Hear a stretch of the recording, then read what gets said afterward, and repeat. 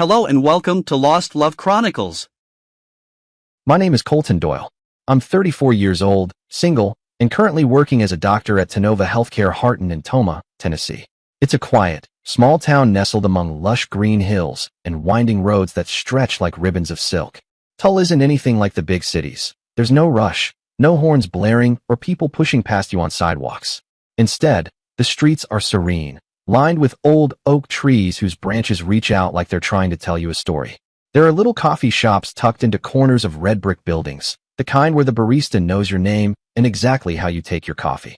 The air smells like cinnamon and wood smoke on most mornings, and the sunsets here. God, the sunsets. They blaze red and orange and purple, like the sky itself is catching fire. I love this place, not just for its beauty, but because it's where I found the meaning of my life. And also, where I lost the most important person to me. Right now, I'm sitting alone in my apartment. It's a small space, nothing fancy, just enough for me. The sunlight's pouring through the window, casting golden streaks across my desk. I'm scrolling through my phone, not really paying attention to anything, just letting my thumb do the work while my mind drifts, until a Facebook notification snaps me out of it. You have a memory to look back on today. I tap it. It's a photo. A wave of emotion hits before it even loads. It's me and Grandma Hannah, taken at the Atlanta airport. I must have been 18. I remember that day like it was yesterday. I was this tall, lanky kid with messy hair and two big jeans, awkward as hell. She was next to me, petite, with snow-white hair pulled back into a neat bun, wearing that soft, sea-green sweater she loved so much. We were both smiling, beaming really, me with my arms wrapped tightly around her shoulders, her hand resting gently on my arm. She always did that, touched people gently, like her hands carried more kindness than words ever could. Looking at it now, though, I can't breathe. My chest tightens, like someone's reaching in and squeezing my heart. That photo, it's not just a happy memory. It's a wound. A deep, searing wound that hasn't healed, not even after 16 years. That was the day everything changed. That was the day I realized my family wasn't what I had always believed it to be. I set the phone down slowly and close my eyes. I tell myself not to go there, not to fall back into those memories. But they come anyway, uninvited and unforgiving, crashing down like waves dragging me into a past I can't outrun. Back to the years when I thought I understood what family meant. When I believed in love, in connection, in something real. I'm not telling this story to point fingers or place blame. I'm telling it because I need to answer a question I still don't fully understand. One I've been asking myself for years. I was born and raised in Greenville, South Carolina. It's a fast-paced city, full of noise and motion, industrial buildings, construction sites. Always something happening. Always people moving. My father, Garrett Doyle, was an engineer. Tall, quiet, and always buried in blueprints or some project deadline. He could spend hours at his drafting table and barely look up. My mother, Joanna, was an accountant. She lived in a world of numbers, spreadsheets, invoices, tax returns. She had this laser-sharp focus, like if something wasn't quantifiable, it didn't really exist. We weren't poor. Not by any means. We had a nice house, decent clothes, food on the table. But warmth? That was in short supply. I don't doubt they loved each other, in their own way. But whatever love existed between them didn't spill over to me. They were busy. Always busy. Family dinners were rare. And when they happened, they were silent. Just the sound of forks tapping plates and my father's occasional cough. "How were your final exams, Colton?" my mother would ask without lifting her eyes from her phone or tablet. "What's your class rank now?" my dad would mutter between bites of meatloaf. "I did okay," I'd reply, voice low, already knowing they weren't really listening. Just going through the motions. But there was one place, one sacred place, where I felt different. Where I felt seen. Loved. My grandmother's house in Tuloma, Tennessee. Every summer, I was sent to my grandmother's house in Tuloma. And those were the best months of my childhood. They weren't just breaks from school, they were escapes. Sanctuaries. In that small, quiet town, tucked away from the chaos of everything else, I found peace, love, and warmth. Grandma Hannah Doyle was a petite woman, barely came up to my shoulder once I hit middle school, but there was something undeniably strong about her. She carried herself with this quiet dignity, like someone who had faced the world head-on and didn't need to brag about surviving it. She used to be a nurse. She'd worked night shifts for years at the local hospital. I'd ask her about it sometimes when we were sitting on the porch shelling beans or drinking sweet tea under the humming ceiling fan. Didn't it get lonely at night? I once asked her, probably around 10 or 11. She gave a small chuckle. Sometimes. But babies don't care what time they come, and emergencies don't punch clocks. Her hands kept working as she talked, steady and worn. You learn to find peace in routine. And coffee. Lots of coffee. She had divorced when my father was still a boy. Raised him and his sister, Aunt Penny, all by herself. Simple meals. Sleepless nights. I never once heard her complain, not once. But I could see it. I could see it in the way her back curved slightly from years of labor, in the lines around her mouth, and especially in her eyes. That look she gave, soft but full of something deeper, something heavier. Sacrifice, maybe. Her house was on the edge of town, a small wooden home with a creaky front porch. Flowers spilled from every pot, violets, petunias, and marigolds so bright they looked like little suns. She had a backyard garden, too, full of tomatoes, beans, and more marigolds dancing in the breeze. Every time I stepped inside that house, it was like being wrapped in a warm blanket. The smell of freshly baked cookies greeted me at the door, chocolate chip, always chocolate chip. There was the scent of old wood from the worn floors, and just a faint touch of antiseptic in the air, probably something that had seeped into the walls from her years of nursing. It was a smell I came to associate with her, a mix of comfort and care. She always pulled me into a tight hug, arms strong around my waist, even though I'd been taller than her since I was 12. "Colton," she'd say with mock astonishment, pulling back to look at me, "you're growing so fast I can barely keep up." I'd smile and roll my eyes. "I think you said that last year." "Well, I meant it last year, and I still mean it now," she'd reply with a twinkle in her eye. "You better slow down, or I'll have to start keeping snacks on the top shelf just to get even with you." She said things like that, always light and teasing, but behind it, I could feel how much she loved me.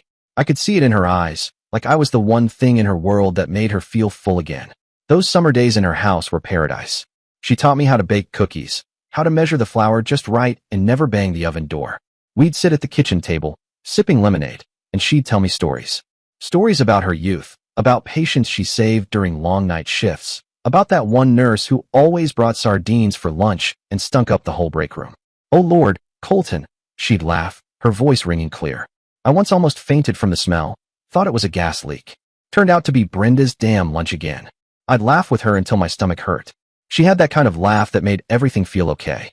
But not every moment was cheerful. Sometimes I'd catch her sitting alone by the window in the living room, the light hitting her face just right. Her hand would be gently brushing the edge of a photo frame, one with my dad, Aunt Penny, and me. She never said much when she was like that. Just stared. I didn't ask questions then. I was too young to understand why her eyes looked so far away. I only knew she loved us. Fiercely, even though we were rarely there. After my dad graduated college, he became an engineer and moved to Greenville. He married my mom, built what looked like a stable life from the outside. Steady job, nice house, 2 cars. But distance. So much distance. Aunt Penny married Luther Mallister, rich, polished, always talking about stocks and real estate. They moved to Peachtree City, Georgia, where everything looked like it came out of a magazine. She had 2 kids, Ileana and Jonas, my cousins. I saw them maybe twice a year, usually around Christmas when everyone felt obligated. Both my dad and Aunt Penny drifted away. They left my grandmother in that little wooden house on her own. They didn't visit much, once or twice a year if that. Mostly they just called. Short, polite calls around Christmas or Thanksgiving. "Hi, Mama. Just checking in," my dad would say, his voice clipped. "You need anything?" "I'm fine, dear," she'd always reply, because what else was there to say? The walls of her house were lined with framed photos. All of us. My dad, Aunt Penny, me. Baby pictures, graduation pictures, awkward school portraits with terrible haircuts. She dusted them every week, careful and methodical, like they were family heirlooms worth more than gold. But when she looked at them, her eyes always carried something else. Something heavier. A hint of sadness. As if she were waiting for something that would never come. I didn't understand it then. I just thought she missed her family. I thought the quiet in her house was something she was used to. I didn't realize the truth, that their absence, their indifference, had been eating away at her heart for years. Grandma never said a word against them.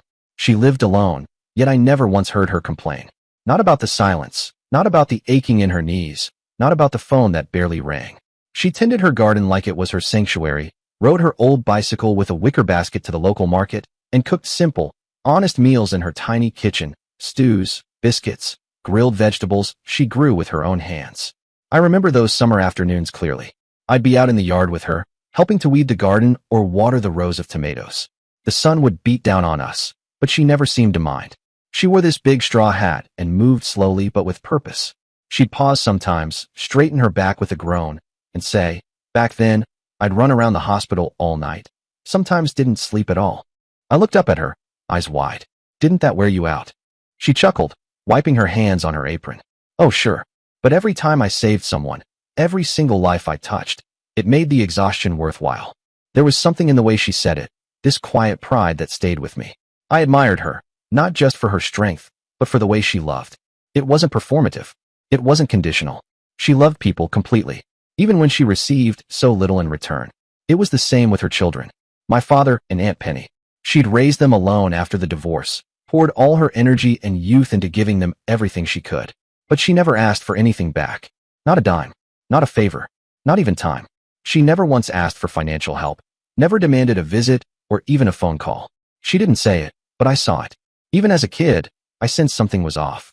I didn't have the words for it then, but I felt the weight of the unfairness.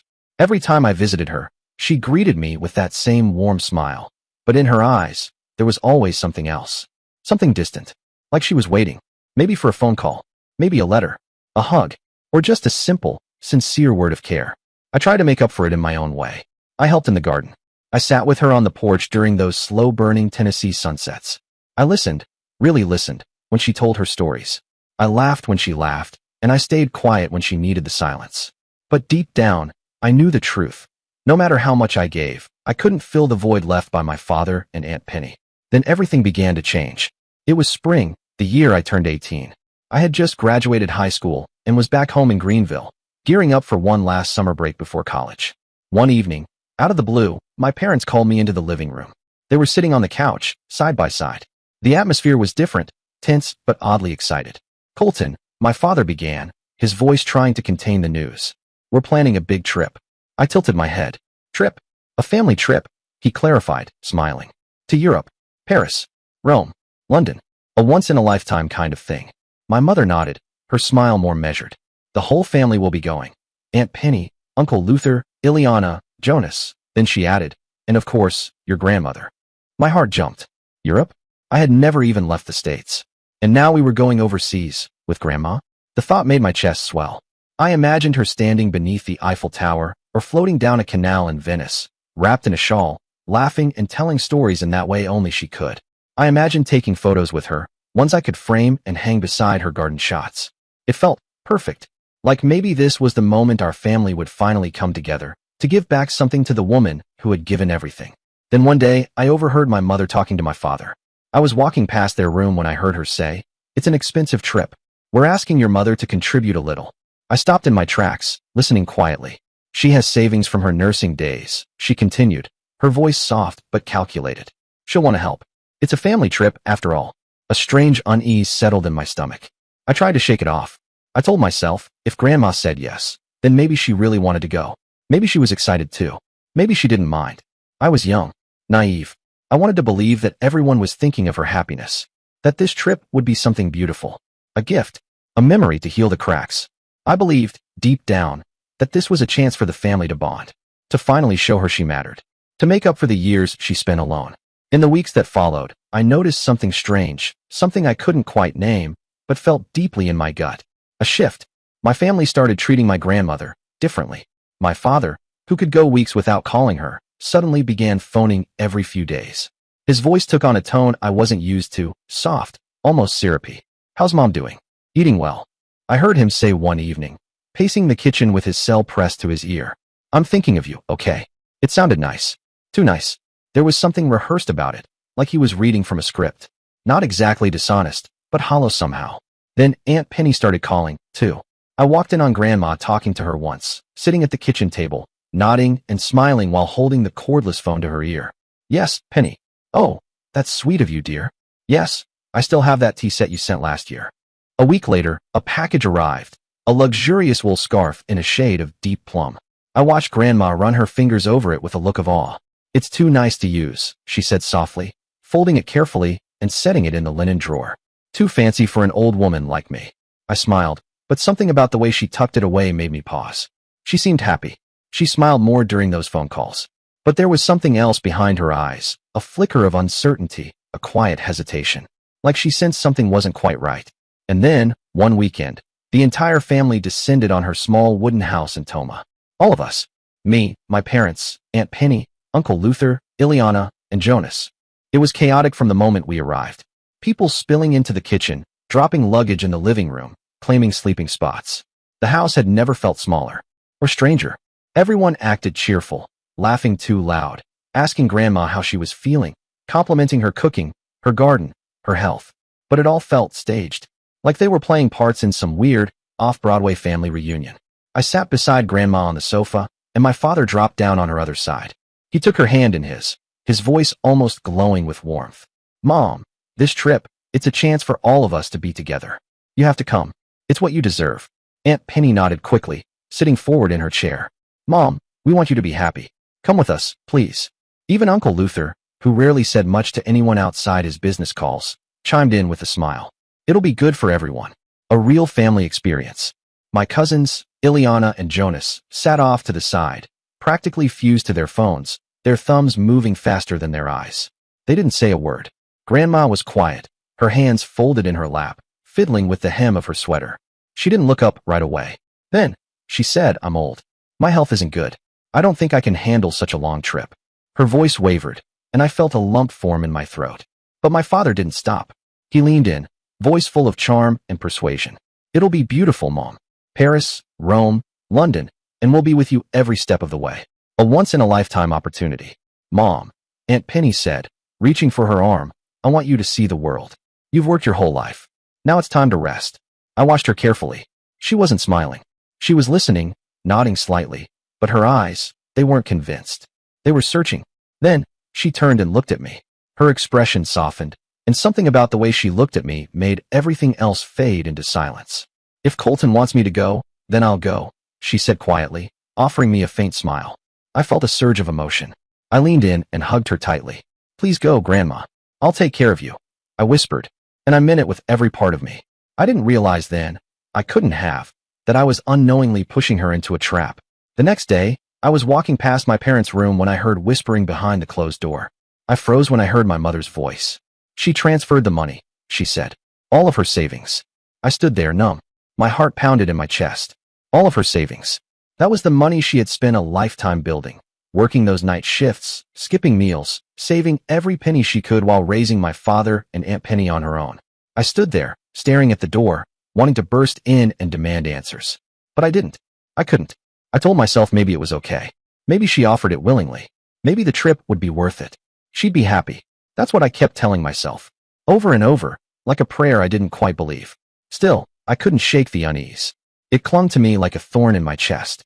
Not enough to bleed, but always there, always reminding. In the days that followed, the family buzzed with excitement, like never before.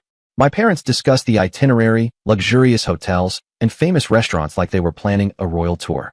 In the days that followed, it was all they ever talked about. Aunt Penny kept flooding the family group chat with pictures from her previous trips, selfies under the Eiffel Tower, champagne flutes clinking at rooftop restaurants, wide shots of historic cathedrals in Rome. Even Ileana and Jonas, who usually acted too cool for anything involving the family, suddenly lit up at the idea of shopping in London. "Do they have that vintage streetwear place in Shoreditch?" Jonas asked one night over dinner. Ileana added, "And I heard there's a Harrods perfume bar. Like, actual mix-your-own-scent stuff." I got caught up in it too. For a while, I allowed myself to imagine it all. The whole family together, strolling down cobbled streets, laughing at inside jokes, sharing gelato in Rome. It felt almost magical. But under that glitter, something kept tugging at me. I saw it in my grandmother's eyes when she called one evening. Her voice came through gently, a little unsure. "Colton," she said, "are you sure this trip will be fun?" I hesitated, just for a second. Then I smiled, even though she couldn't see it. "Of course, Grandma. Everything's going to be wonderful." But the truth is, I didn't know that. I was lying. Not just to her, but to myself. Now, sitting alone in my Toma apartment, I can't stop replaying it all.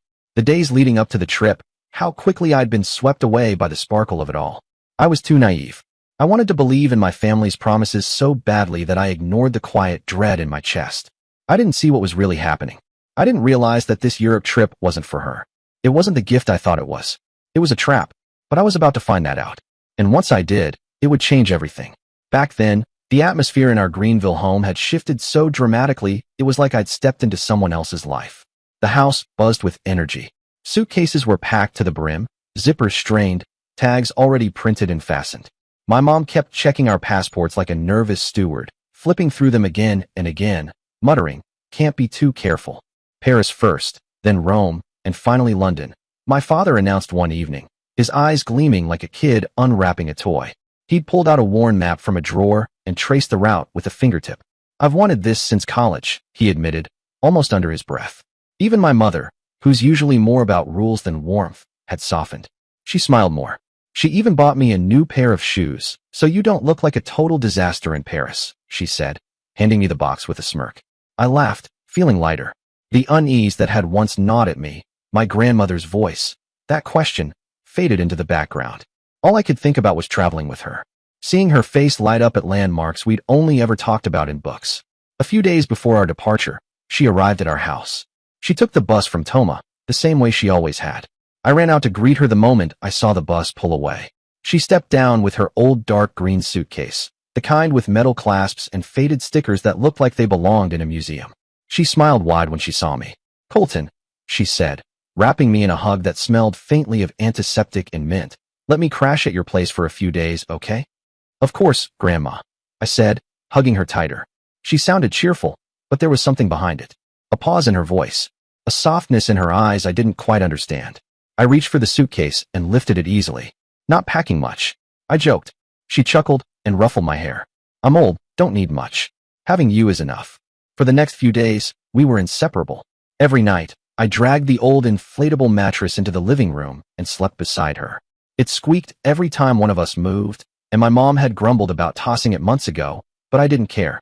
She told me stories long into the night, about her nursing days, how she always kept a piece of candy in her pocket for the kids in the pediatric ward, about the pranks the staff used to pull on each other. And she spoke about my father and Aunt Penny, back when they were just kids, before life got complicated. I lay there, listening to her steady voice, feeling like the world had shrunk to just the two of us. "Do you think you'll like Paris or London more?" I asked, my eyes sparkling in the dark. She paused, her breath even and calm. "I'll go anywhere as long as you're with me." I grinned and hugged her tightly. That answer stayed with me, lingering like the scent of the lavender lotion she always wore. The night before our departure, I couldn't sleep. I lay on the sofa, watching my grandmother sleep soundly on the inflatable mattress nearby. The moonlight slipped through the window blinds and rested gently on her face, illuminating the wrinkles and lines, each one a quiet witness to years of sacrifice. I told myself this trip would be a gift for her, a chance for her to see that the family still loved her, still remembered what she'd given up for us. I didn't know, not then, that I was dreaming, that what was about to happen would shatter that dream into pieces. The house was buzzing with nervous excitement on the morning of our departure. My father moved through the hallway with purpose, flipping open his wallet to double-check the plane tickets. My mother packed and repacked the luggage with her usual precision. I knelt by my grandmother, helping her tie the laces on her old, worn-in shoes. "They still fit," she smiled, patting my hand. "They look like they've been to Paris already," I joked. She chuckled, the sound warm and low. "Maybe they have in a past life." We piled into the car and began the nearly 3-hour drive from Greenville to Hartsfield-Jackson International Airport in Atlanta. My parents chatted in the front seat, exchanging light banter about missed turns and gas prices. I sat in the back beside my grandmother, our hands clasped. She didn't say much. Her eyes stayed fixed on the passing trees and road signs, a soft, quiet expression on her face. "Don't worry, Grandma," I whispered. "It's going to be so much fun." She turned to me and smiled, but it was a small, fragile thing. The kind of smile that wasn't meant to convince me. It was meant to protect me. When we arrived at the airport, Aunt Penny's family was already in the main terminal. Aunt Penny was impossible to miss in a red coat that looked like it belonged in a fashion magazine. Uncle Luther stood next to her, wearing sunglasses indoors like he was dodging paparazzi. Ileana and Jonas were sunk into their gaming consoles, barely acknowledging our arrival. "Hannah, how are you, Mom?" Aunt Penny asked, giving my grandmother a quick, perfunctory hug. She barely paused before turning away to check her phone. Uncle Luther gave a casual nod. "Hey, Hannah." My cousins didn't even look up at first. Ileana glanced at my grandmother for a second, gave a half-smile, then dropped her eyes back to her screen. Jonas didn't react at all. My grandmother smiled politely, trying to match their energy. But I could see it, the slight stiffness in her shoulders, the quiet tug at her lips. She was trying to blend into the mood, trying not to be a burden. We rolled our suitcases to the check-in counter. The airport was alive with motion, the hum of wheels on tile, the distant calls over the loudspeaker, the thick smell of overpriced coffee drifting from a nearby kiosk.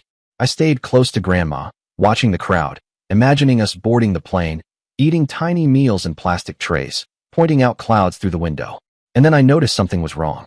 My father was talking to one of the airport staff, a woman in a blue vest. His voice had a strange edge to it, a tone he only used when something wasn't going his way. My mother was beside him, lips pressed tight, arms folded. Aunt Penny and Uncle Luther stood off to the side, whispering. Their eyes kept darting over to my grandmother, but they didn't approach her. "Grandma, it's our turn," I said gently, tugging her sleeve. But she didn't move. She stared at the check-in counter, her expression slowly clouding. "Colton," she said. "Wait, where's my ticket?" Her voice was soft, but sharp, like a thread snapping under pressure. I turned to my dad, waiting for him to answer. He hesitated, then turned around slowly, his face pink, and mumbled, "Mom, there's a slight issue with the booking system. Your ticket, it seems it hasn't been confirmed." My heart skipped a beat. Not confirmed? How could that be? I blinked at the attendant, confused. This trip had been planned for months. The words came out sharper than I meant. "What do you mean, not confirmed?" I asked again, my voice louder now, drawing curious glances from nearby passengers. My mother stepped in quickly, her voice smooth, too smooth. "Colton, calm down. It's probably a system error. We'll sort it out later." But I could see something shift in my grandmother's eyes. She stepped forward, clutching the handle of her suitcase tighter. Her voice was quiet, but carried a weight that made everyone go still. "Garrett, tell me the truth. Did you never book a ticket for me?" I turned sharply toward my father, watching his face. He hesitated, glanced at my mother like he was hoping she'd save him from this. Then he sighed and looked back at Grandma. "Mom," he began, softening his tone like that would make what he was about to say any better, "you're getting old, and your health isn't great. A trip this far isn't practical. Stay home and rest. We'll take you somewhere closer next time." The words landed like a slap across my face. Stay home. Next time. I blinked hard, trying to make sense of it. I looked to Aunt Penny and Uncle Luther, hoping, begging, for them to speak up, to say this was some terrible misunderstanding. But they were talking to each other quietly, not even pretending to notice what was happening right in front of them. My grandmother stood motionless, her eyes scanning the faces of the people she trusted most. Her lips were pressed tightly together, her expression cracked just slightly, just enough for me to see the pain behind it. She didn't cry. She didn't make a scene. But I saw her shoulders tremble. I saw the way she looked at my father, then my mother, then Aunt Penny, as if searching their eyes for something, anything. But no one looked back. I felt the blood rush to my face, my heartbeat pounding in my ears. "Dad, Mom," I said, my voice tight, barely controlled. "What are you talking about? She paid for this trip. She gave you the money. How could you do this to her?" People around us were turning now, watching. My voice was too loud, too angry, but I didn't care. "Colton, calm down," my mother hissed. "You don't understand. This is adult business." Adult business. I turned back to Grandma. Her face was starting to crumble, though she was fighting to keep it together. And that's when I knew, really knew, that they had never planned to bring her. All her savings, all those night shifts, all the skipped meals so she could raise my father and Aunt Penny, they'd taken that money. Not to bring her happiness, not to fulfill some long-promised trip, but to fund their own. It felt like something cracked open inside me. Everything, every sweet phone call, every visit, was a lie, a performance. I turned to look at all of them, my parents, Aunt Penny, Uncle Luther, even Ileana and Jonas. My family, or at least, the people I used to think were family.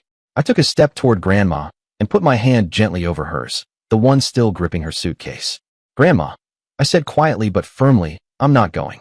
I'm staying with you." She looked at me, her eyes welling, shimmering with tears she wouldn't let fall. "Colton, you have to go. Don't miss this opportunity because of me." But I shook my head. "I'm not going anywhere. I won't sit next to them on a plane. I won't pretend this is okay." My father stepped forward then, his face gone cold. "You're being foolish, Colton. If you want to stay with her, fine. You two can figure it out." Aunt Penny chimed in, her tone mocking. "Colton, don't be childish. Are you trying to ruin the trip for everyone?" I didn't respond. I just stood there, glaring at them with eyes I knew were full of rage. I couldn't help it.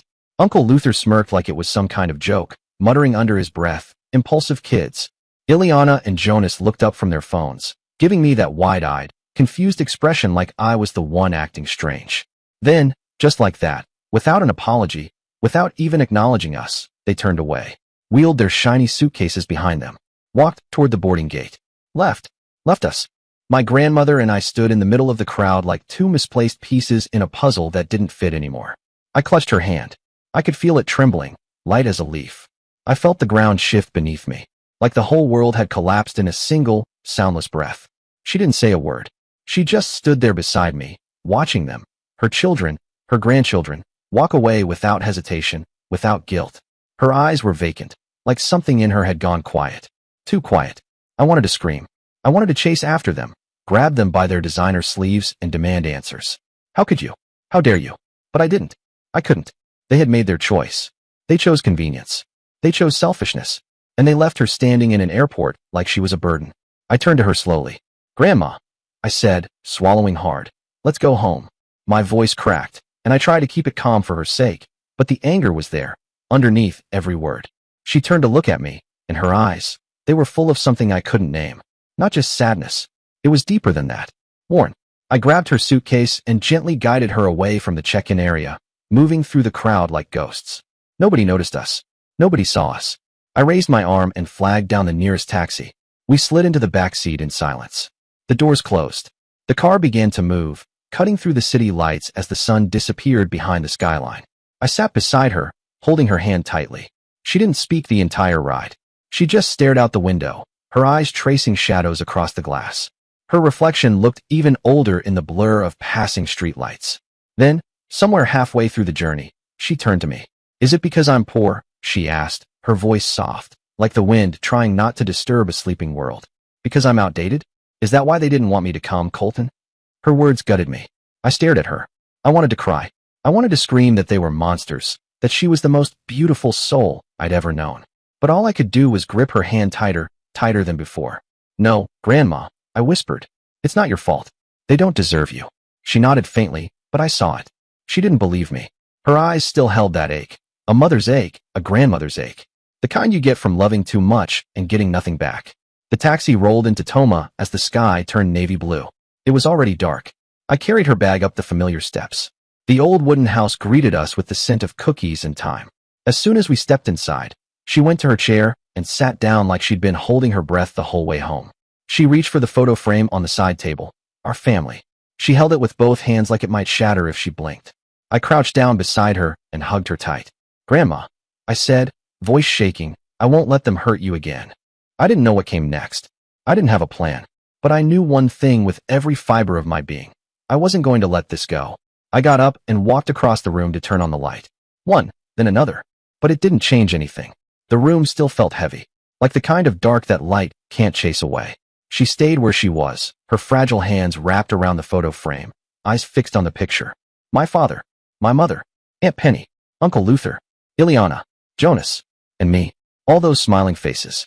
But now the smiles looked fake. Like something pasted on. My chest tightened, my breath shallow. My heart felt like it was being squeezed inside a clenched fist. I wanted to say something to comfort her. I really did. But the words were stuck in my throat. How could I ease her pain when the people closest to her had betrayed her? "Colton, go to your room. It's late," she said. She tried to smile, but I could see how much it cost her. "I'm not going anywhere," I said firmly, tightening my grip on her hand. "I'm staying here with you, Grandma." She looked at me, her eyes glistening in the dim light, but no tears fell. My grandmother had always been the strongest person I knew. Calm, grounded, resilient. But that night, I saw something I never had before. A deep, quiet crack in her heart, painful and raw. I couldn't let this go.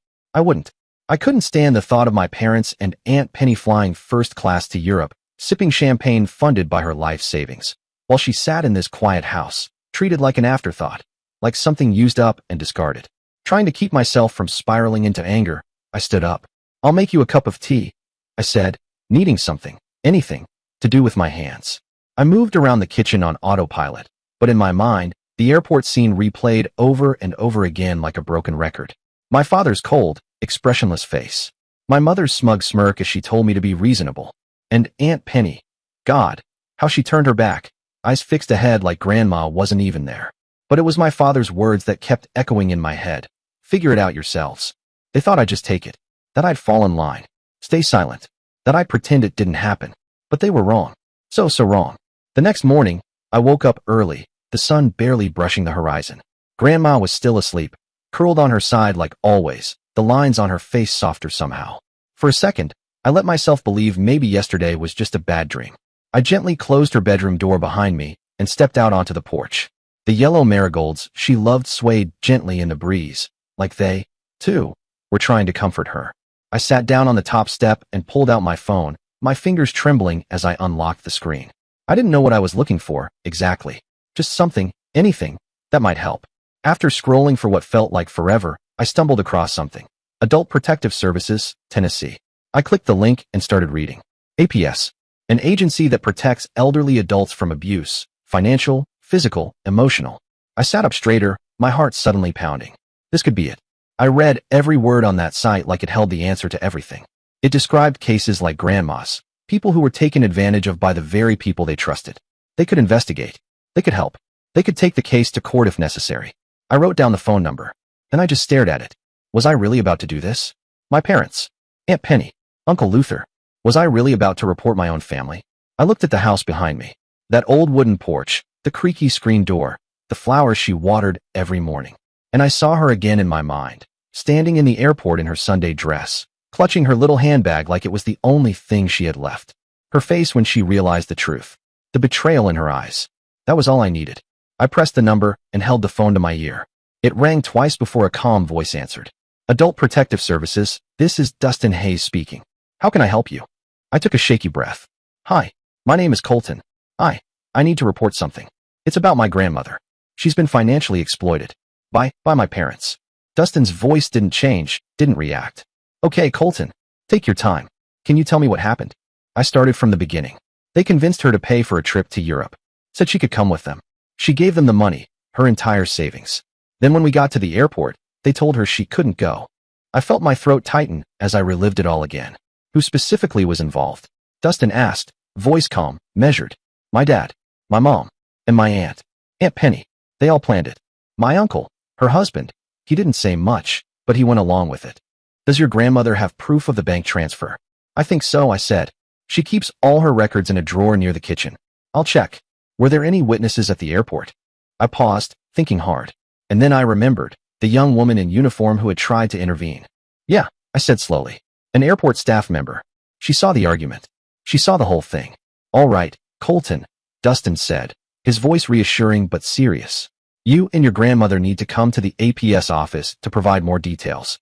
We'll look into this case. When I hung up the phone, a wave of emotions surged through me. Relief, because someone was finally listening. Anxiety, because I had no idea what came next. I stood there for a moment, phone still in hand, staring at the floor. I knew I was stepping onto a difficult path, one that would probably split my family even further, but I couldn't turn back now. I walked back inside and found Grandma sitting at the kitchen table. A warm cup of coffee sat untouched in front of her, both hands wrapped around it. Her eyes looked far away, as if her thoughts were somewhere else entirely. Colton, you're up early, she said softly, giving me a faint smile. I pulled out the chair beside her and sat down, trying to find the right words. Grandma, I said, taking a deep breath, I just called an agency that protects elderly people. I want them to investigate what Mom, Dad, and Aunt Penny did. I want them to return your money. Her face froze in shock, her eyes wide. Colton, you don't have to, she said quickly, her voice gentle but firm. I don't want to make a big deal out of this. They're my children, after all. I reached out and held her hand. Her fingers were thin and trembling slightly. Grandma, I said, meeting her eyes, they don't deserve your forgiveness. They took your money, lied to you, and abandoned you at the airport like you were nothing. She didn't respond right away. The silence stretched, heavy between us. Finally, she looked at me again, her voice low. If we don't do something, I said, they'll think they can keep doing this. Not just to you, but to anyone. Her eyes filled with something hard to name. Pain, yes, but also something like pride. She gave a slow, reluctant nod. If you think it's right, she said, I trust you. In the days that followed, I pushed forward. I went to the local bank in Tull, the one where Grandma had kept her savings for years. The woman behind the counter was Martha, someone who had known my grandmother since forever. I told her what had happened, everything. As I spoke, I watched her expression shift from confusion to disbelief, and finally, to anger. Hannah is the kindest person I know, Martha said, her voice shaking. How could her children do this to her? She helped me retrieve the bank statements. When I saw them printed out, page after page, it was right there in black and white. The large transfer my grandmother had made to my father. Over $30,000. Everything she had. Money she had saved from decades of work as a nurse. Money she had earned skipping meals to raise her children. I also contacted the Atlanta airport, asking about any staff member who might remember the incident at the check-in counter. I didn't expect much, But then someone put me through to an employee named Holly. I saw the older lady standing there looking so confused. Holly said over the phone. I heard her son say something about her not going because of her health. But the way they treated her, it didn't feel right. Her words struck me hard. Would you be willing to give a statement? I asked. If it helps her, Holly said without hesitation. Yes. A few days later, Grandma and I drove to the APS office in Tull. It was a gray, drizzly morning. The building looked plain from the outside, but when we stepped inside, the air felt heavy with purpose. Dustin Hayes greeted us. He had a warm voice and a kind smile, but his eyes, sharp and focused, told me he took this seriously. We sat down in a quiet office. I told him everything, starting from the trip that never happened, to the bank transfer, to the call with Holly. I handed him the statements and Holly's contact details. Grandma sat beside me the whole time. She spoke quietly when asked, her voice filled with sorrow but steady. I just wanted my children and grandchildren to be happy, she said, her gaze lowered to the floor. I didn't think they'd do this to me. Dustin nodded as he listened, jotting down notes. When we finished, he looked up at both of us. Mrs. Hannah, Colton, he said, his tone direct but compassionate. We have enough grounds to open a formal investigation. Financial abuse of an elderly person is a serious crime. We'll contact the involved parties and verify everything, Dustin said, his voice steady but kind. He looked at me, and for a moment, it felt like he saw past my nerves to the fire I was trying so hard to keep alive. You've done well, Colton. Not everyone has the courage to stand up to their parents like you have. I didn't say anything. I just nodded. My throat was tight. His words meant more than I could show right then. As we left the office, my grandmother gently took my hand. She squeezed it, her touch warm but trembling. Colton, she said softly, her eyes searching mine. Are you sure this is the right thing? There was a quiver in her voice. I don't want the family to fall apart. I stopped walking. We stood there on the steps outside the office, the late afternoon sun casting long shadows. I turned to her and looked her straight in the eye. Grandma, I said, family isn't people who hurt each other. Family is the ones who love and protect each other, like you've done for me. I won't let them hurt you anymore. She held my gaze. Then, slowly, she nodded. And for the first time since we met at the airport, I saw something new in her eyes. It wasn't happiness, not yet, but it was trust. A quiet, flickering spark of trust. While waiting for APS to investigate, I stayed in Taloma with her. I didn't want to leave her side. Not now. We settled into a rhythm. Quiet, simple days. I helped in the garden, cooked meals beside her, listened to her tell old stories. She'd talk about when she was young, about moving to Taloma with Grandpa, about my dad when he was little. Sometimes, when she caught me looking at her, she'd smile faintly, like she was trying to reassure me, like she was trying to stay strong. But I saw it. The way her hand lingered on the edge of the family photo frame when she dusted it. I'd catch her staring at it, her expression blank. My chest would ache. I wanted to tell her to throw it away. I wanted to say, they don't deserve to be up there anymore. But I couldn't. I knew she wasn't ready. They were still her children, and love like hers doesn't disappear just because it should. At night, after she went to bed, I'd sit at the kitchen table. The house would go quiet, just the ticking clock and the distant sound of crickets outside. And I'd write. I started keeping a journal, every single detail. From their cheerful phone calls in the weeks before, to their unexpected arrival in Taloma, to the cold, calculating betrayal at the airport. I didn't know if it would be useful, but writing it all down helped me hold on to the truth. It reminded me why I couldn't back down. Every night, I told myself the same thing. I have to do this for her. For justice. Then, about a week later, my phone rang. It was Dustin. Colton. He said, we've contacted the bank and the airport staff. I held my breath. The evidence is clear. I exhaled, but it didn't feel like relief. Not quite. We'll be sending summons to your parents and aunt in the next few days. Are you and your grandmother ready to go to court if necessary? I didn't answer immediately. I looked around the kitchen, our little sanctuary. The window was fogged at the edges. A mug sat by the sink, still warm from her chamomile tea. And I realized there was no going back. I took a deep breath. Yes, we're ready. But even as I said it, I could feel the fear curling at the edges of my confidence. We were stepping onto a road I didn't know how to walk, but I had to try. The days after Dustin's call passed slowly, like walking through a dream. I felt suspended between two worlds. One where I was just a grandson helping his grandmother, and one where I was preparing to stand in court against my own parents. I didn't tell her much. I didn't want to add more weight to her already heavy heart. But she knew. I could see it in her eyes, in the way her shoulders slumped a little more each evening. Every time I looked at her, sitting by the window with that distant look in her eyes, something twisted inside me. She didn't deserve this. Not at all. While we waited for the summons to be served, I kept writing. Night after night, my journal grew thicker. What started as a scattered collection of memories had transformed into something else. It had become a detailed indictment. Every phone call from my parents, every sweet word from Aunt Penny, every averted glance at the airport played on a loop in my mind. I wrote, sometimes late into the night, not because I fancied myself a writer, but because it kept my mind clear. It was the only thing keeping me from being completely consumed by anger or pain. I also called. I called Holly, the airport employee who had agreed to be a witness. She picked up on the second ring. Hello? This is Holly. Hi, Holly. It's Colton. I wanted to thank you for agreeing to help. It means a lot. Her voice was warm, but serious. You're doing the right thing, Colton. I've seen a lot of people treated badly, but the way your family treated that elderly lady, it's just unacceptable. Her words bolstered my resolve, but they also broke something in me. I still couldn't believe my family had come to this. I couldn't believe it, even though I'd seen it with my own eyes. My grandmother didn't talk about it much, but I could tell she was preparing herself in her own way. One morning, I walked into the living room and saw her taking down the old family photo frame from the wall.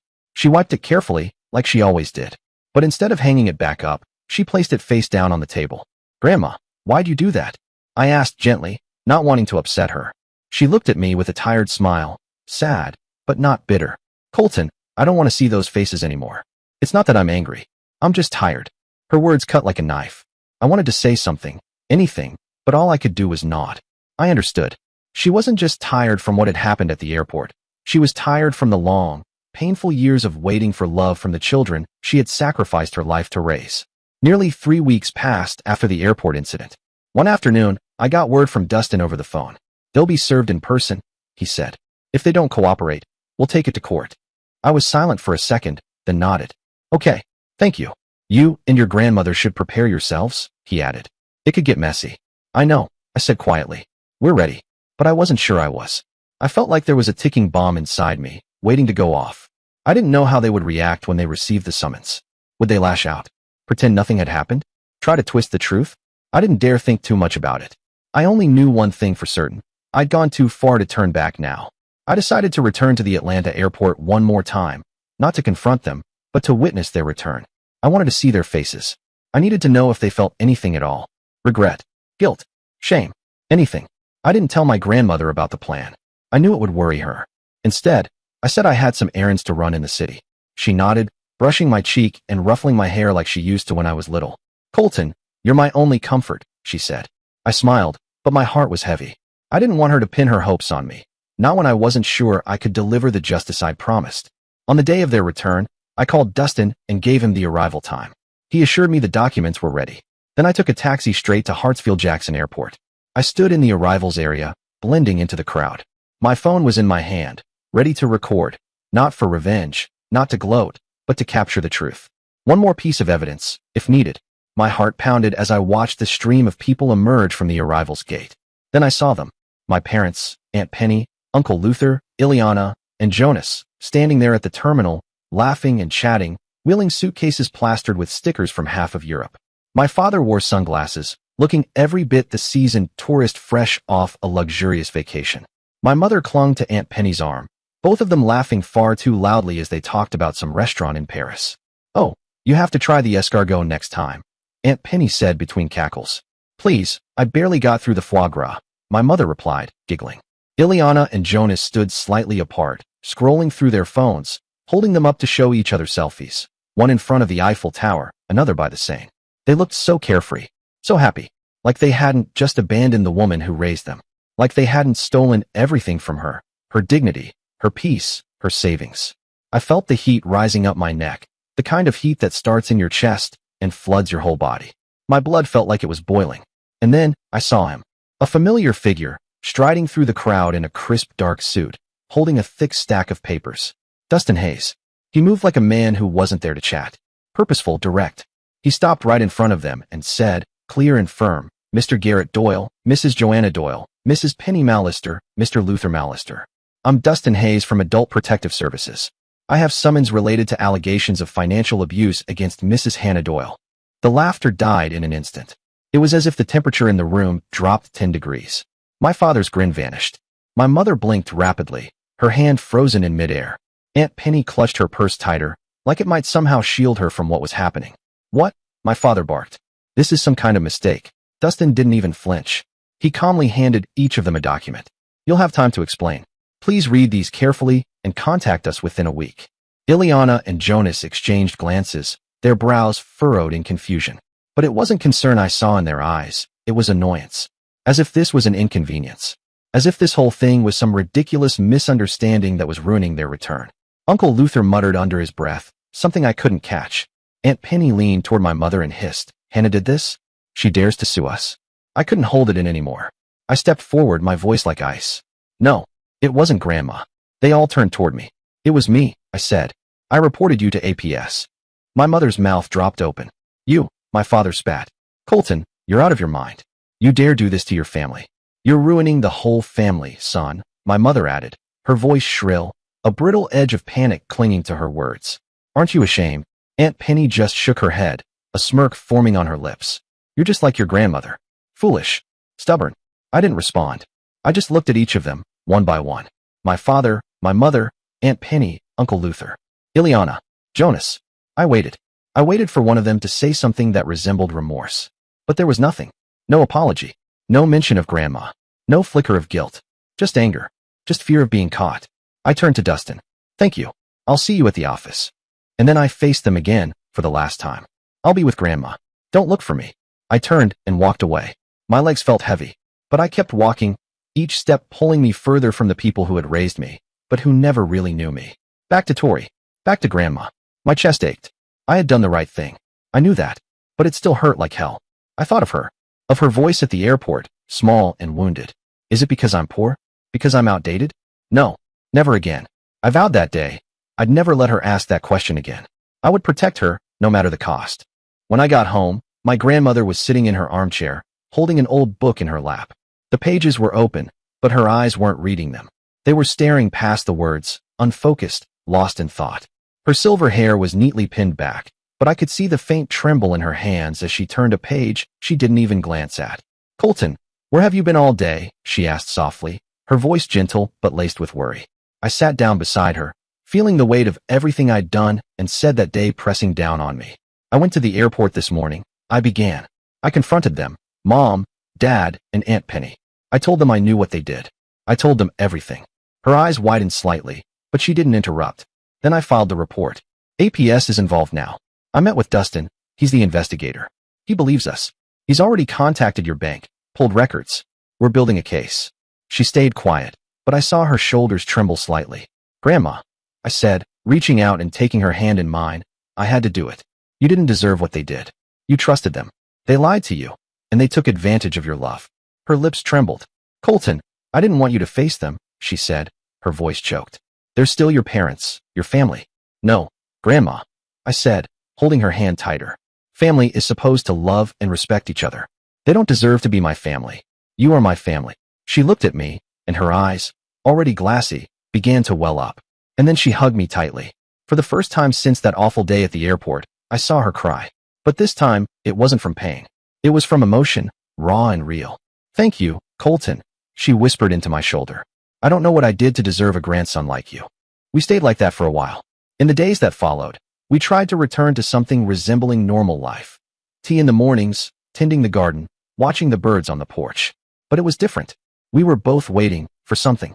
For a call, a letter, a response. From my parents. From Aunt Penny. From APS. I kept in touch with Dustin. He would call, sometimes in the evenings, asking for follow-up information. I sent him copies of everything we had, bank statements, signed letters, anything that might help. One evening, he called with an update. Your parents and Aunt Penny tried to contact APS, he told me. They're claiming the money was a voluntary gift. Are you serious? I said, gripping the phone tightly. I'm serious. But don't worry.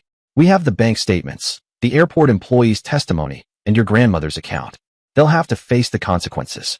I didn't know what those consequences would be. Not yet. But I knew one thing for sure. I had made my choice. I stood by my grandmother. And I would see it through, all the way to the end. I watched her later that week, kneeling beside the marigolds she loved so much, gently pulling away weeds. She moved slowly but with purpose, her hands in the dirt, her back slightly hunched. I stood there, watching her, and I made a silent promise.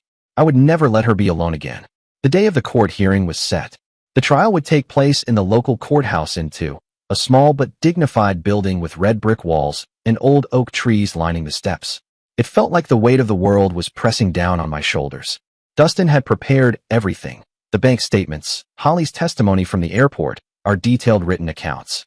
But my grandmother, "I'm not going," she said quietly one morning as I poured her tea. "I don't want to see them there." I paused, setting the teacup down carefully. "Grandma." Her voice was soft but firm. "Colton, you go in my place. I trust you." I opened my mouth to argue, to tell her she needed to be there, that this was her moment of justice, but I stopped myself. I saw it in her eyes. The pain, the exhaustion. She didn't want to relive it all again, not in front of them. I nodded slowly and reached for her hand. "Okay," I whispered. "I'll do my best, Grandma." She gave me a small, sad smile. "You already have." The night before the hearing, I laid out my clothes, black trousers, and the white dress shirt she had carefully ironed for me earlier that afternoon. I packed the folder of documents Dustin and I had prepared. As I stepped into the courtroom, my heart pounded so hard it felt like my whole body was trembling. The room felt colder than I expected, sterile and humming with tension. My parents and Aunt Penny were already there, seated on the other side with a lawyer in a gray suit who looked stern but confident, like he had already decided we were nothing but a nuisance to swat away. My father locked eyes with me, his stare sharp and cold. There was no trace of warmth, no hint of the man I used to look up to. Just icy contempt, as if I were the traitor. My mother sat beside him, her head lowered, avoiding my gaze entirely. Her hands were clenched in her lap. She didn't even look up when I entered. Aunt Penny gave me a look that could shatter glass. Her lips pressed into a thin, bitter line. Dustin, already seated at our table, looked over and gave me a small, encouraging nod. "Stay calm, Colton. The truth is on our side," he said quietly. I nodded, trying to keep my breathing even, but it felt like the air in the room was too thick to swallow. The judge, a middle-aged woman with sharp eyes and an air of no-nonsense authority, banged her gavel once, calling the hearing to order. "Mr. Dustin Hayes, you may proceed," she said. Dustin stood, his presence instantly commanding. "We accuse Mr. Garrett Doyle, Mrs. Joanna Doyle, Mrs. Penny Mallister, and Mr. Luther Mallister of financially abusing Mrs. Hannah Doyle, an elderly person, by deceiving her into transferring her entire savings under the pretense of a family trip, only to intentionally exclude her from it," he said, his voice calm, steady, and clear. Their lawyer was on his feet in an instant. "Objection, Your Honor," he said smoothly. "My clients did not commit fraud. Mrs. Hannah voluntarily transferred the money as a gift to the family. There is no evidence of coercion." He raised a stack of papers, flipping through them with theatrical precision. "Here is what we call a family agreement, signed and acknowledged by multiple parties." My blood boiled. A family agreement? They dared to call that betrayal an agreement? Dustin didn't flinch. "That document was unsigned by Mrs. Hannah Doyle. And here," he said, holding up another stack, "we have the bank statement showing a $30,000 transfer from Mrs. Hannah Doyle's account to Mr. Garrett Doyle's." He moved smoothly from one piece of evidence to the next.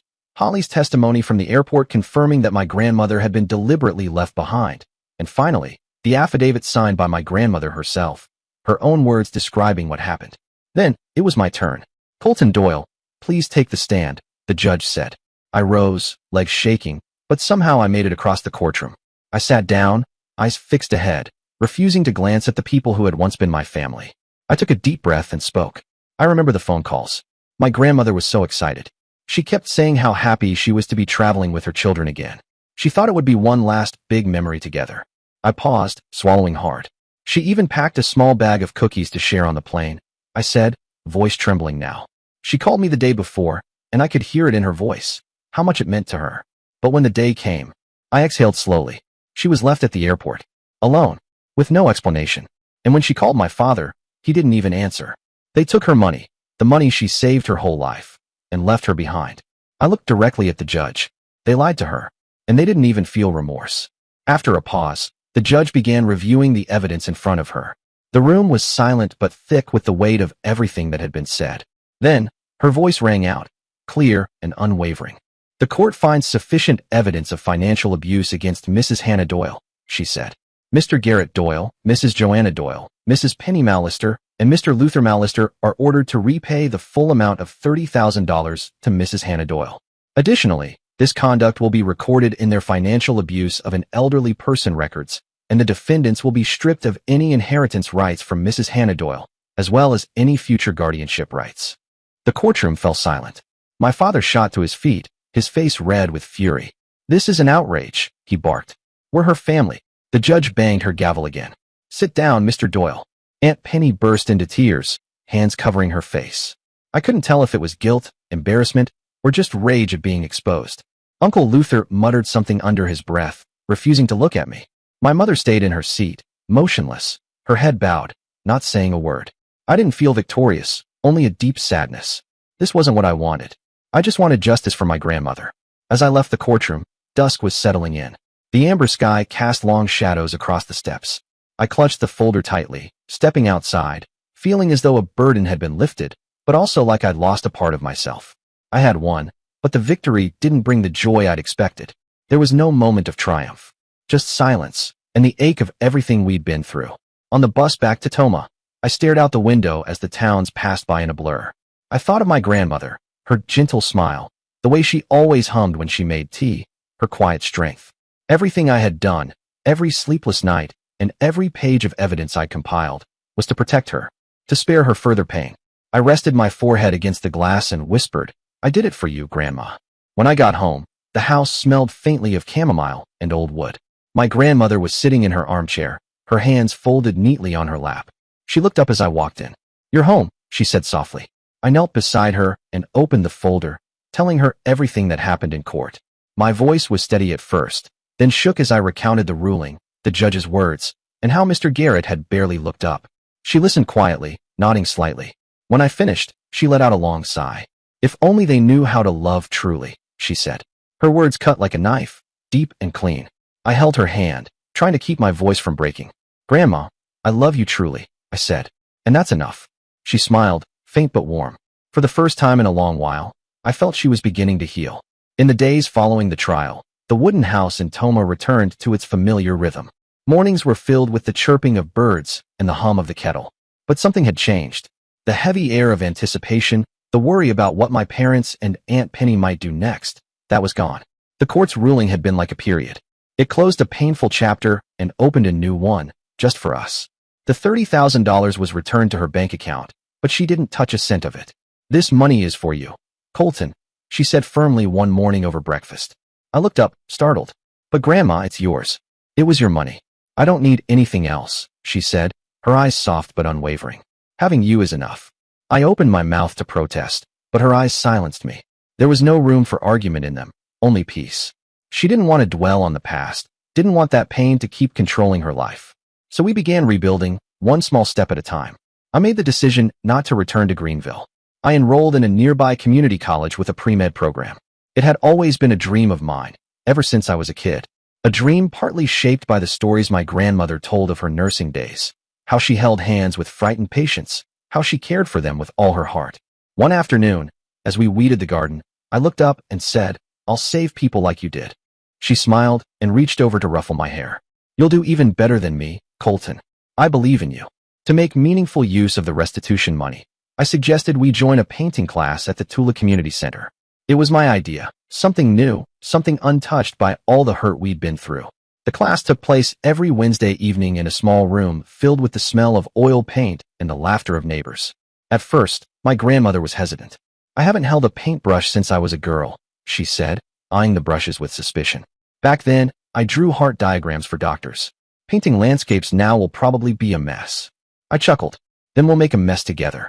She smiled, and when she finally picked up the brush, something lit up in her eyes. I sat beside her, clumsily painting a lopsided tree while she carefully sketched the hills of Toma, each stroke as gentle as her heart. Those painting classes became the highlight of our week. My grandmother started laughing more, sharing funny stories about spilling paint on her shirt or accidentally painting a bird that looked like a banana. I'd never heard her laugh like that before, not in years. It came from somewhere deep, somewhere real. I sat across from her at the small kitchen table, a brush still in her hand, and just watched her. The way her eyes lit up, the little crinkle at their corners. It was like life had slowly started coming back to her, and I knew then I had made the right choice by staying here with her.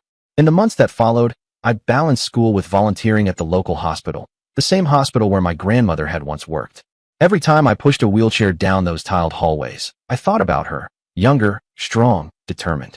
I helped nurses when they needed an extra pair of hands, sometimes just sat with elderly patients, listening to their stories, some funny, some sad, some barely whispered, as if they were sharing secrets with the world one last time. Each time I walked through those corridors, I felt like I was following in her footsteps, literally and spiritually. It made my purpose feel clearer, more rooted. I studied hard, spending hours buried in prep books for the MCAT. And when the weight of it all became too much, I'd glance up at the painting of marigolds she'd hung on my bedroom wall, gold and warm and full of hope. It reminded me why I was doing this. For her. For what she gave up. For everything she'd lost. She changed too. Slowly but surely. She became more involved in the community again. Not just the painting class she loved, but also senior meetings, bake sales, even walking groups.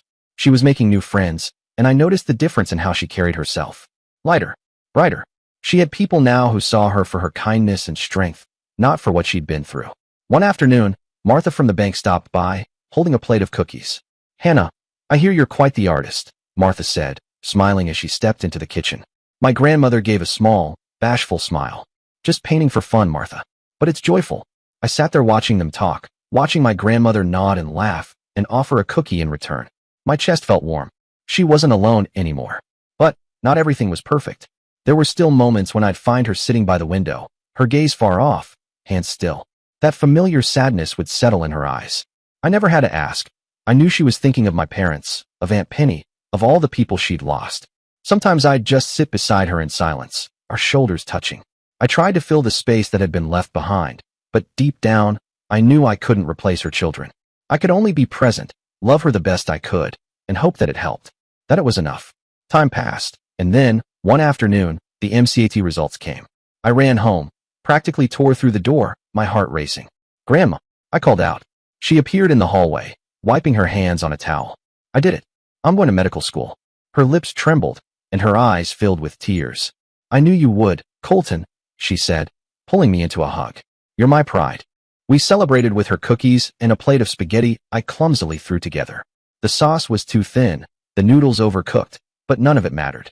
That night, sitting across from her in the kitchen, her smile wide, the candlelight soft on her face, it was one of the happiest days of my life. But the joy didn't last. In my second year of medical school, I started noticing things. Little things. My grandmother coughed more often. She got tired quicker. Sometimes she had to stop and catch her breath even while watering the garden. I begged her to see a doctor. "I'm just getting old, Colton," she'd say with a wave of her hand. But I insisted. And when the diagnosis came, it hit like a freight train. Lung cancer. Late stage. The doctor looked at us with sad eyes. "We could try chemotherapy," he said softly. "But it'll be tough."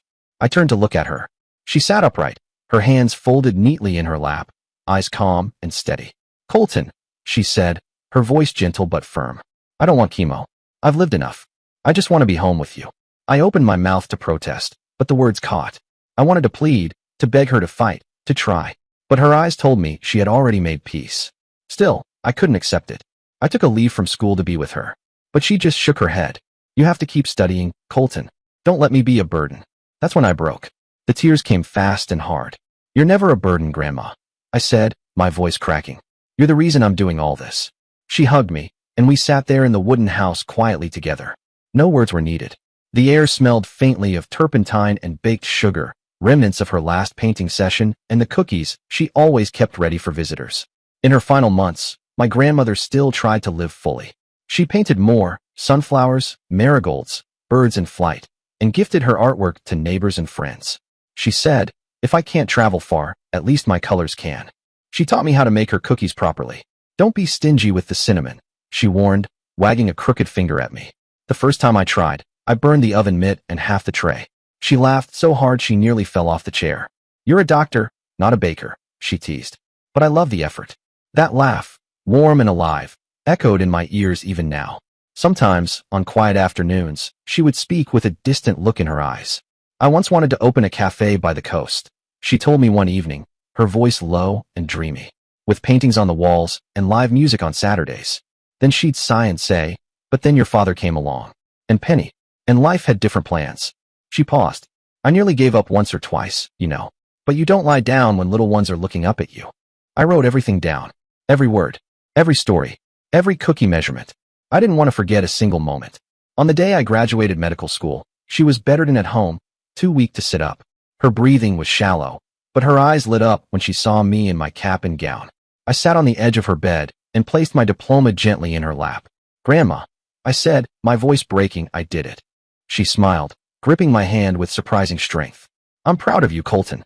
You're my doctor." That moment, her words, that smile, was the happiest of my life, but also the saddest. That night, my grandmother passed away peacefully in her sleep, in the wooden house she loved. I organized her funeral. I sat in the now silent house, holding her marigold painting, the one she never sold or gave away. The colors seemed dimmer somehow, as if even they missed her.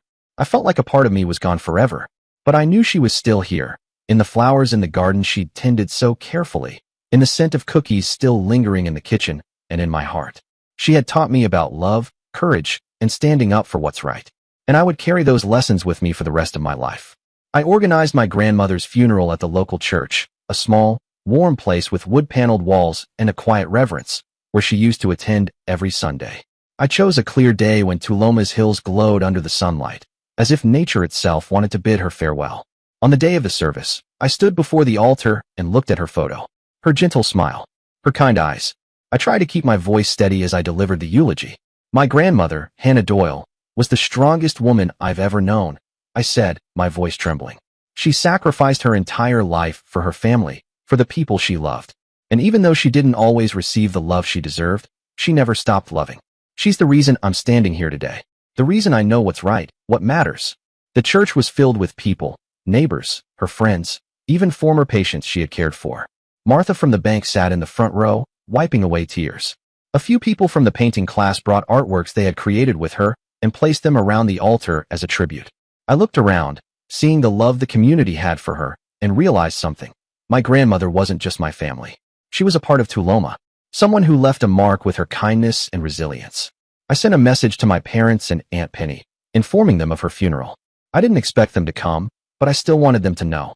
I kept it brief, emotionless. Grandma passed away. The funeral will be held on Saturday at First Presbyterian Church in Tuloma. I received no response. No call. No text. On the day of the funeral, I stood at the church door, foolishly hoping they might show up, if only to say a final goodbye. But as the doors closed and the service began, I knew they had chosen not to come. Their absence didn't surprise me, but it still left a lingering ache in my heart. After the funeral, I returned to the wooden house, alone. The porch creaked beneath me as I sat down, the late afternoon sun casting a warm glow over the marigold garden my grandmother had poured her heart into. The blossoms swayed gently in the breeze, still bright, still defiant, just like her. I stared out at them for what felt like hours, lost in the hush of memory. My mind drifted through everything that had happened. The day I met her at the Atlanta airport, the long nights preparing for the trial, the painful revelations, and her final months filled with quiet strength and unspoken goodbyes. I didn't regret standing up against my parents or Aunt Penny. If anything, I stood taller for it. But a small part of me still wondered, could there have been another way? Could I have spoken differently, chosen a different moment, found a softer path that didn't lead to the complete collapse of our family? Then her voice echoed in my head, gentle, steady, unforgettable. If only they knew how to love truly. That was what she had said once, after a particularly tense family gathering. And it hit me. I hadn't broken this family. They had done that, long ago, when they chose selfishness over love, when they lied to her, when they saw her not as a person but as a burden. That was the moment I decided to stay in Tuloma, not just because it was her home, but because, somehow, it had become mine too. I felt rooted here, surrounded by the things she'd loved, the life she had built. I could still hear her laugh in the kitchen, still smell the herbs she used to dry on the windowsill. This place wasn't just a memory, it was a promise. I pushed forward with my training, entering a 3-year residency at Tenova Healthcare in Hardin, the very hospital where she had once worked. Every time I walked through those hospital corridors, I felt her presence beside me. Sometimes I'd pause, glance at an empty hallway, and whisper, "You're still with me, aren't you?" I remember one night, after a particularly hard shift, I sat in the staff lounge, my head in my hands. An elderly nurse walked by and said, "Rough night." "Yeah," I sighed. "I lost a patient today. I keep thinking if I'd done one more thing." She nodded slowly. "You remind me of Hannah Doyle.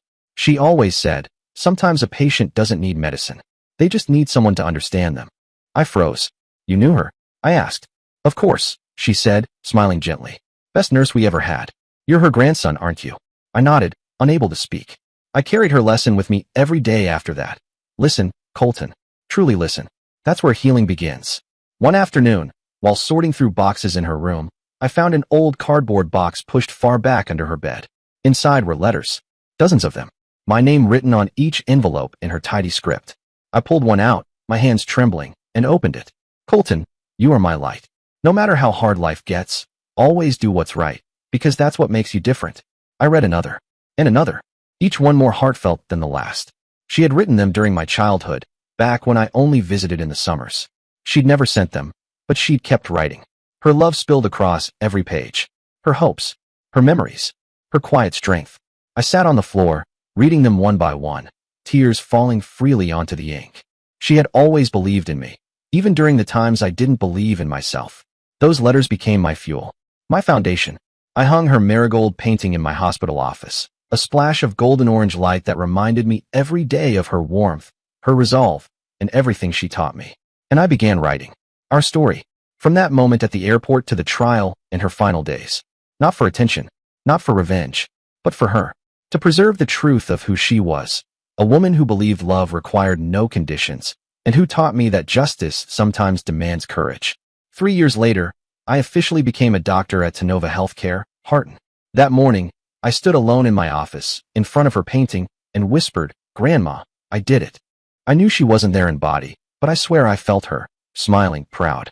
I chose to stay in Toloma, serving the community she cherished, caring for the patients she had once tended to, and living the kind of life I knew would make her proud. I never reached out to my parents or Aunt Penny again. They didn't contact me either. And eventually, that silence said more than any confrontation ever could. But I didn't hate them. I didn't wish them harm. I only regretted that they chose a different path, one where there was no room for the love and sincerity my grandmother spent her life teaching me. Looking back on my journey, I realized that life isn't always fair, but we can choose how to face injustice. I remember sitting beside her hospital bed, holding her frail hand, wondering how someone so full of life could look so fragile. "Colton," she whispered once, "promise me something." "Anything, Grandma," I said, trying to hold back tears. "Never turn your back on someone who needs help, even if it costs you." That moment never left me. My grandmother taught me that true love is sacrifice without expecting anything in return, standing up for those who can't defend themselves, and living with an open heart no matter how harsh the world may be. I didn't understand it then, not really. I used to think love was about comfort and ease.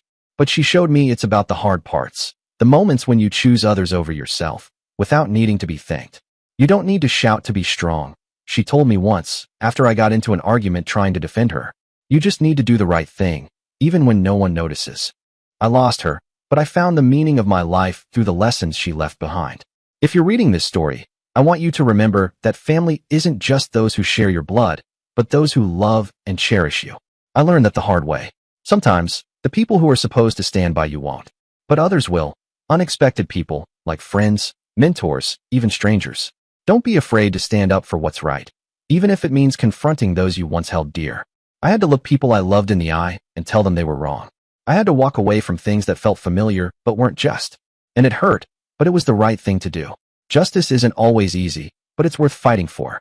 And above all, cherish those who love you truly, like my grandmother did for me, because they are the ones who will shape who you are, even when they're no longer by your side. Live like my grandmother, with an open heart and unwavering courage. And remember that no matter how hard life tries to knock you down, you always have the strength to stand up for those you love and for yourself. Dear listeners, please share your thoughts in the comments section below and don't forget to like, share, and subscribe.